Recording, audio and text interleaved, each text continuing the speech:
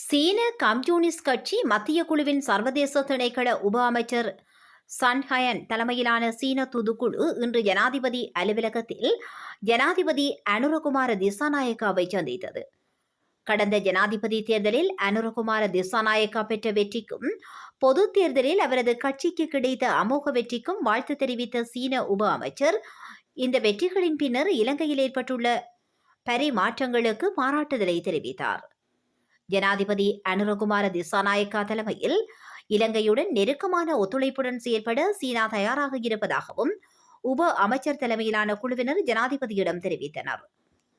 சீன மற்றும் இலங்கை ஆகிய இரு நாடுகளின் அபிவிருத்தி வாய்ப்புகள் குறித்து இங்கு கவனம் செலுத்தப்பட்டதுடன் இரு நாடுகளுக்கும் இடையில் பரஸ்பர நன்மை பயக்கும் நீண்டகால ஒத்துழைப்பு வேலை திட்டத்தை ஏற்படுத்துவதன் முக்கியத்துவம் குறித்தும் கலந்துரையாடப்பட்டது.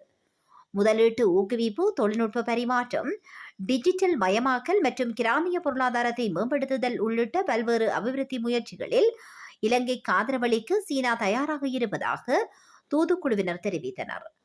குறிப்பாக கல்வித்துறையில் பணியாற்றும் அதிகாரிகளுக்கு பயிற்சி அளித்து இலங்கையின் மனிதவள மேம்பாட்டை மேம்படுத்த சீனா ஆதரவு வழங்கும் என்றும் அவர்கள் ஜனாதிபதியிடம் உறுதியளித்தனர். சீன அரசாங்கம் இலங்கைக்கு வழங்கி வரும் தொடர்ச்சியான ஆதரவுக்கு நன்றி தெரிவித்த ஜனாதிபதி அனுரகுமார திசாநாயக்கா இரு நாடுகளுக்கும் இடையிலான ஒத்துழைப்பை மேலும் மேம்படுத்துவதற்கு அர்ப்பணிப்புடன் இருப்பதாகவும் வலியுறுத்தினார்.